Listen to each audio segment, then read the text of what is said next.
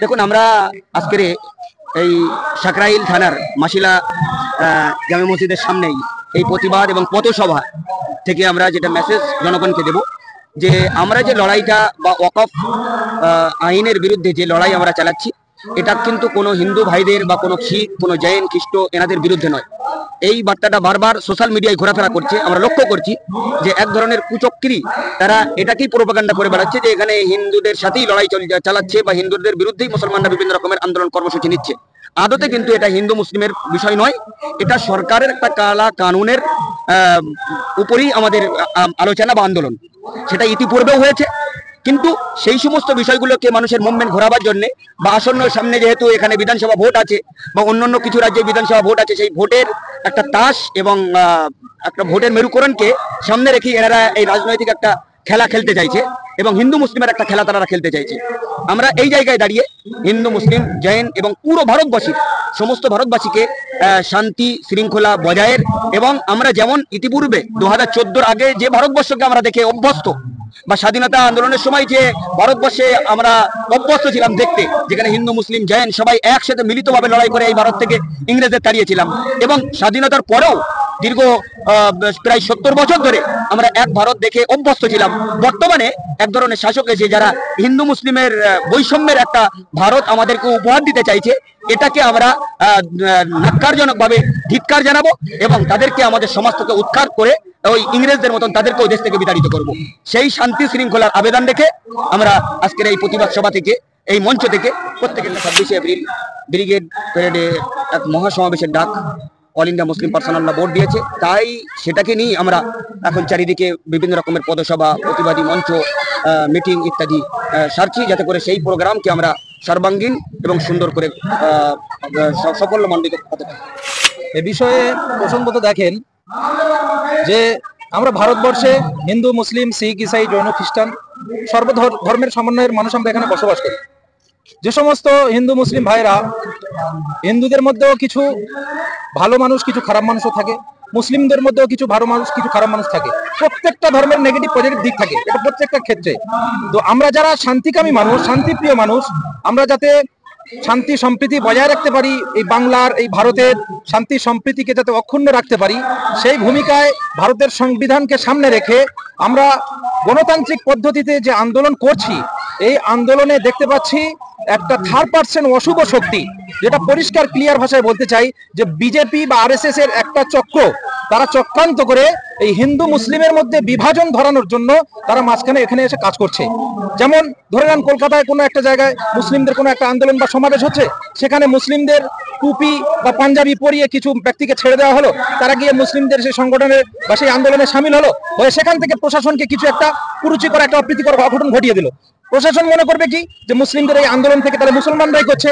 এইভাবে কিন্তু আমাদের উপরে, আমাদেরকে নোংরা করার জন্য, একটা প্রোপাগান্ডা ছড়ানোর জন্য, একটা হিন্দু মুসলিম সাম্প্রদায়িকতা করানোর জন্য একটা উস্কানি বা একটা চক্র কাজ করে যাচ্ছে সদা সর্বদা। সেই চক্রের নাম হচ্ছে বিজেপি, সেই চক্রের নাম হচ্ছে আরএসএস। তো এই ভারতবর্ষের হিন্দু, মুসলিম, শিখ, ইসাই আমরা সবাই মিলে ঐক্যবদ্ধ হয়ে এই চক্রকে, এই কালো শক্তিকে, এই অশুভ শক্তিকে আমরা এখান থেকে যেমন ব্রিটিশকে মানে ভারত ছাড়া করেছি, এই অশুভ শক্তিকে আমরাও ভারত ছাড়া করবো ইনশাআল্লাহ। সমাবেশ নিয়ে যারা আমাদের কেন্দ্রীয় নেতৃত্ববৃন্দ আছেন, ইতিমধ্যেই গত 2-3 দিন ধরে বিভিন্ন রকমের বৈঠক চলছে এবং ব্রিগেড প্যারেড সাধারণত সেনার আন্ডারে থাকে। তো সেনাদের সাথে আমরা ইতিমধ্যেই 2-1বার বৈঠক করেছি।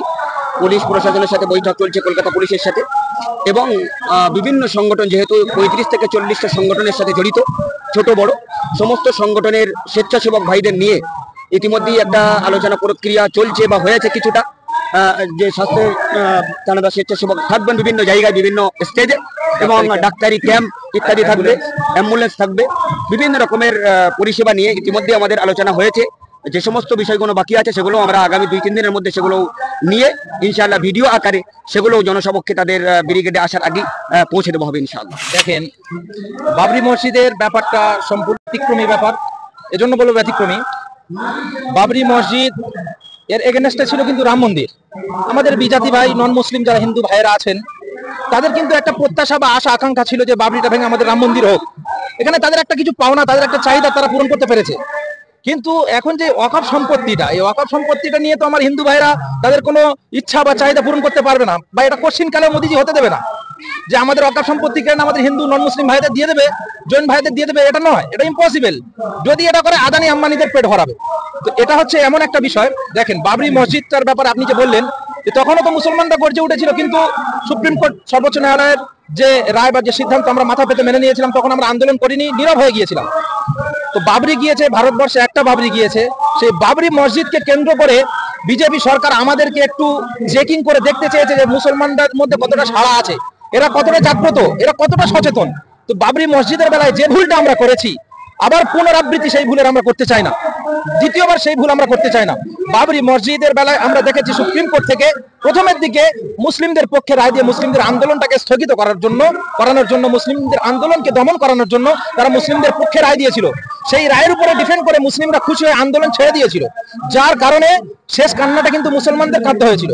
ঠিক একইভাবে ওয়াকফ সম্পত্তিটা এমন একটা সম্পদ, দেখেন ওয়াকফ বাবরি মসজিদ ভারতের একটা মসজিদ, আর ওয়াকফ সম্পত্তি ছিনিয়ে নেওয়া মানে এই কালো কানুন তৈরি করা মানে ভারতবর্ষের যত মসজিদ আছে, শুধু মসজিদ নয়, ভারতবর্ষের যত শিক্ষা প্রতিষ্ঠান, মাদ্রাসা থেকে নিয়ে হোক, আর কবরস্থান থেকে নিয়ে হোক, আর দরগা থেকে নিয়ে হোক, আর ঈদগাহ থেকে নিয়ে হোক, সমস্ত টোটালি সম্পদটা কিন্তু হাতিয়ে নেওয়ার একটা চক্রান্ত।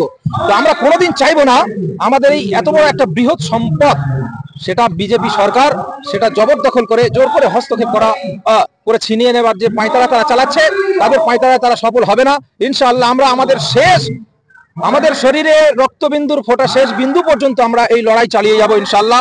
আর সুপ্রিম কোর্ট আমাদের পক্ষে রায় দিয়েছে, বলে আমাদের আন্দোলন আমরা থামিয়ে দেবো না। আমাদের আন্দোলন আমরা শেষ পর্যন্ত অব্যাহতি রাখবো, যতক্ষণ না পর্যন্ত এই কালা কানুন তিনি অব্যাহত না করেন, তিনি উইথড্র না করেন, তিনি প্রত্যাহার না করেন। তো আমাদের আন্দোলন শেষ পর্যন্ত চলবে ইনশাআল্লাহ। এই আন্দোলন শুধু মুসলিমের আন্দোলন নয়, এই আন্দোলন হিন্দু, মুসলিম, শিখ, ইসাই, এমনকি থার্ড জেন্ডার যারা হিজড়া সম্প্রদায় তারাও পর্যন্ত রাস্তায় নেমেছে। উকিল ভাইরা, তারা আইনজীবী ভাইরা, তারাও রাস্তায় নেমেছে। আমার হিন্দু ভাইরা তারাও রাস্তায় নেমেছে, আমার মুসলিম ভাইরা, শিখ ভাইরা তারাও রাস্তায় নেমেছে। এই লড়াই ঐক্যের লড়াই, এই লড়াই সম্প্রীতির লড়াই, এই লড়াই ভারতবর্ষের লড়াই, ভারতীয়দের লড়াই। তো এই লড়াই শেষ পর্যন্ত আমরা লড়ে ছাড়বো ইনশাআল্লাহ। আমার নাম মোহাম্মদ শরীফুল ইসলাম, আমি হাওড়া জেলা করলা মোল্লাপাড়া মসজিদের ইমাম, জামিয়াতুল আইমা ওয়াল উলামা সংগঠনের একজন কর্মী, সাধারণ কর্মী। আমার নাম মোহাম্মদ আসাদুজ্জামান কাসেমি, আমার বাড়ি বসিরহাট, উত্তর 24 পরগনা। আমি মাদ্রাসা ফারুকিয়ার সেক্রেটারি এবং পশ্চিমবঙ্গ জামিয়াতুল আইম্মা ওয়াল উলামার হাওড়া জেলার সম্পাদক।